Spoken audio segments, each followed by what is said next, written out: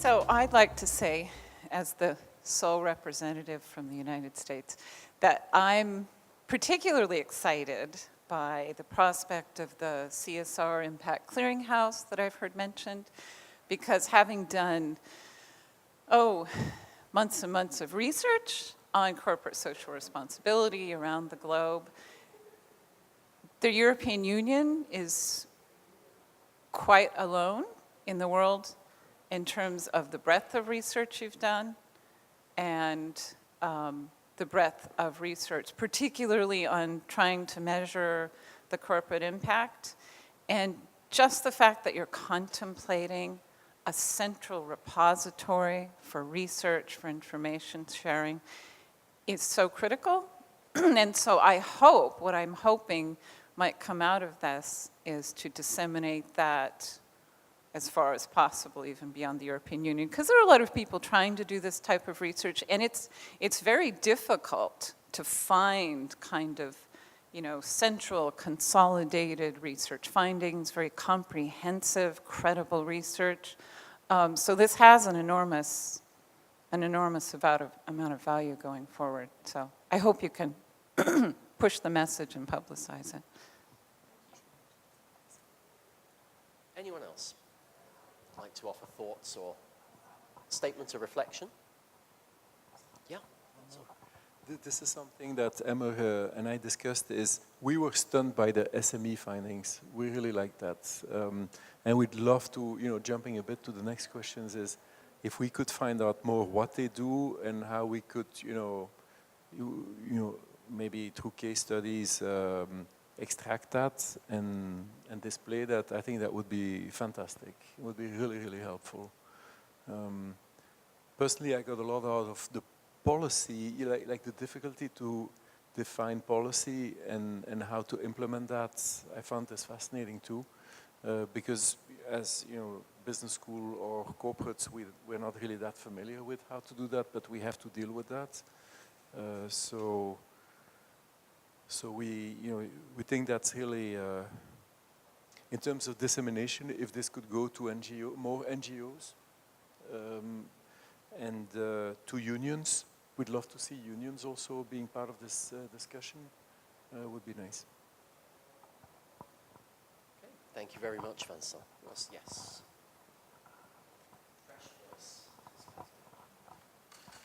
I also want to follow up on the last point, which was I really appreciated the issue of SMEs, because I've worked on CSR policy, I've worked on SME policy, and they were always separate. They ran on parallel tracks, and this was a really, really good time where, first of all, two of my areas of expertise crossed over, but I think that was a really, really good way to see how that is actually working, and in the future, what the challenges are and how they can be overcome. So I'd really encourage you to carry on in that work. As we all know, in the EU, SME policies are always prioritized.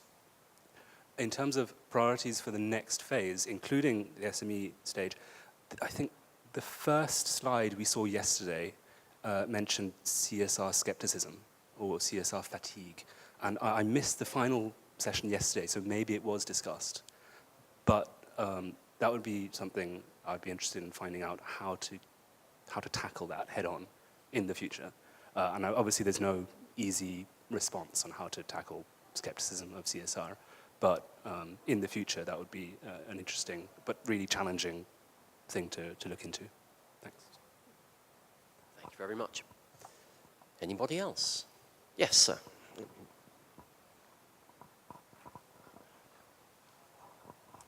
I'm here as a pure citizen.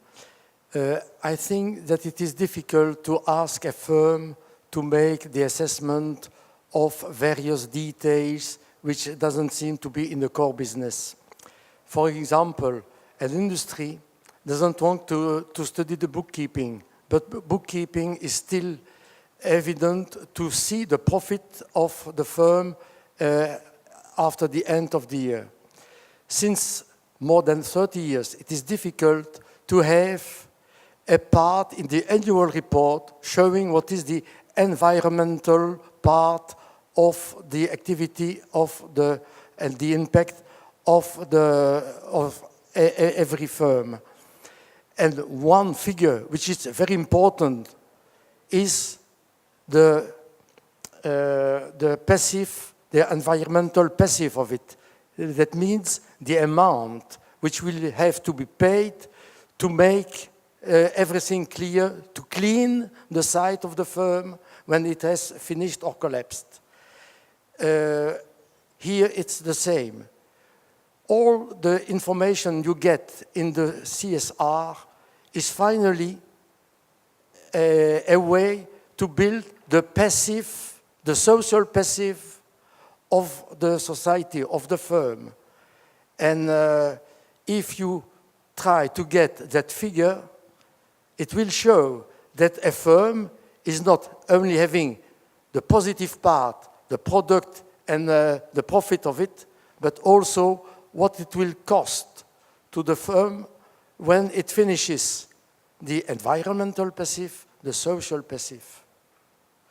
Now, also to show that it's difficult, when you make an investment to save money, let's say to save energy, it's always difficult to prove because people will see the amount of money you pay for it, but it will never be in the bookkeeping the money you have saved. It's not the same figure. The money you pay and the money you save, it's not the same money, it's not the same euros. One is visible, the other never. So it's difficult to make an investment to get something which is only in mind and which has to be proven with various calculations. Thank you, sir. Let's see. Who else? Yes, Luc.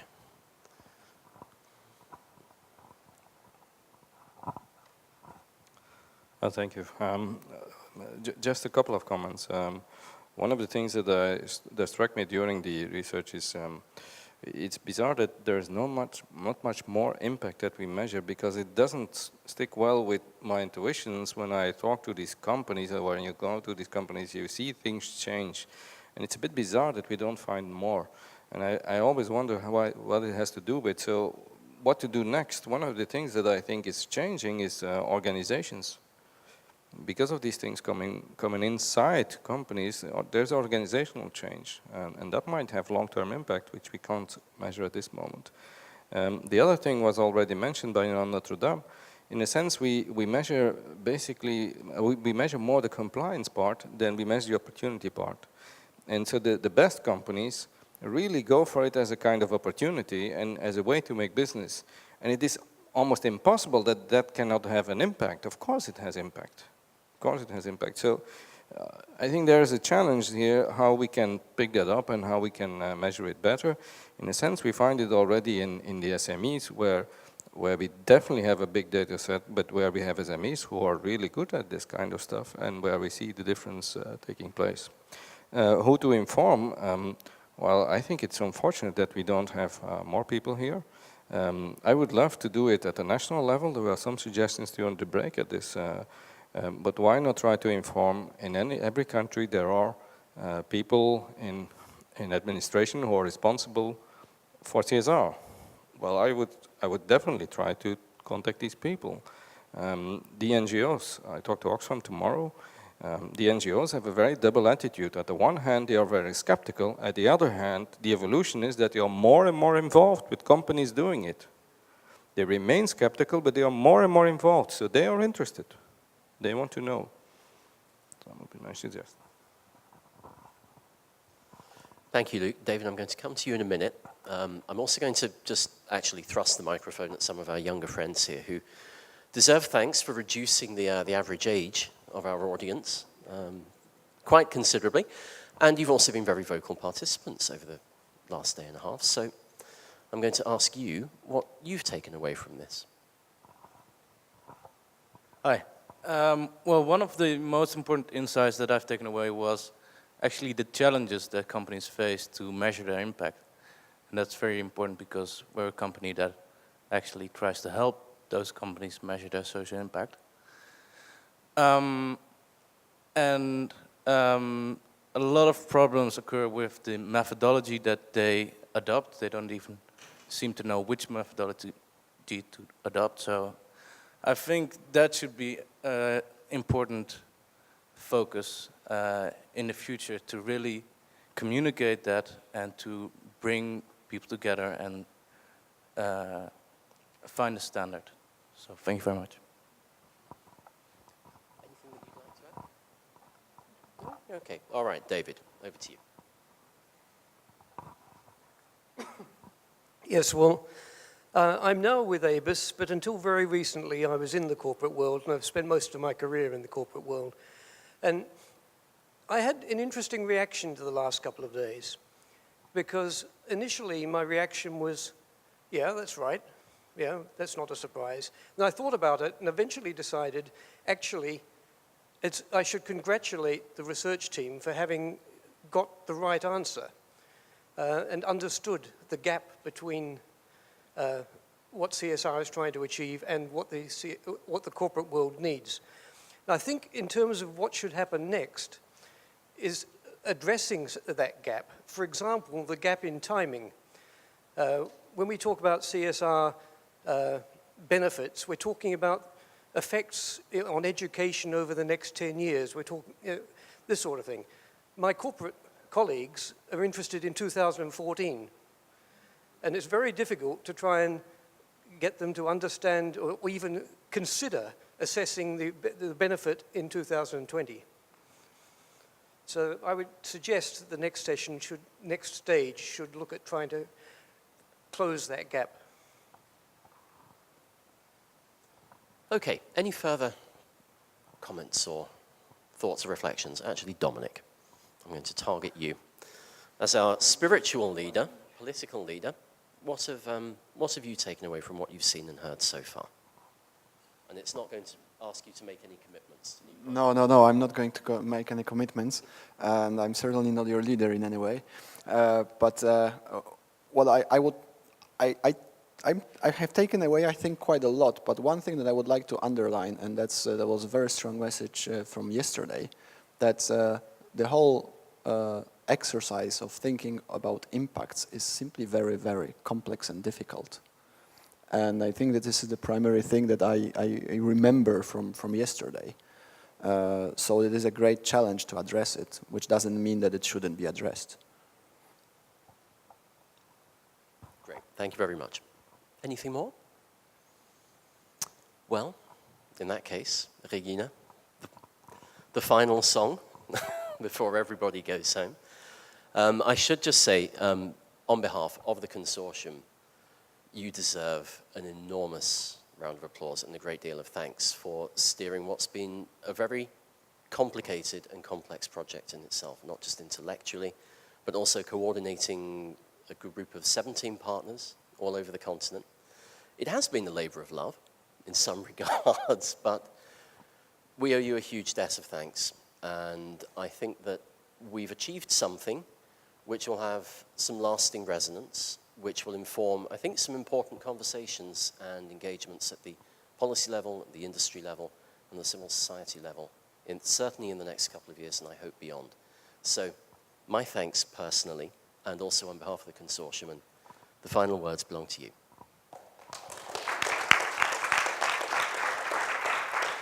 Thank you very much. First of all, I have to say that I'm grateful for this thanks, but I have to hand it over to Christoph and Inse, who are my colleagues, and without them we would not only not be here, but also we would not have been able to present all these results. Christoph has done what we call work package 6, the synthesis, and you can imagine how much it was to read and to comprehend and to try to find what is the essence that can be grouped, what is the essence that comes out of all of the 4 work packages that we did in the empirical phase of the project. So without Christoph and without Inse, this would not have happened. So it's not me, it's them.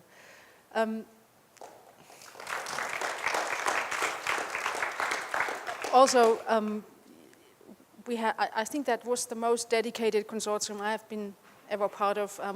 From the very beginning of the project, we were excited that we can do it, because we believe that this was really an important question and that it is important to have more know-how and knowledge in order to cite Nigel.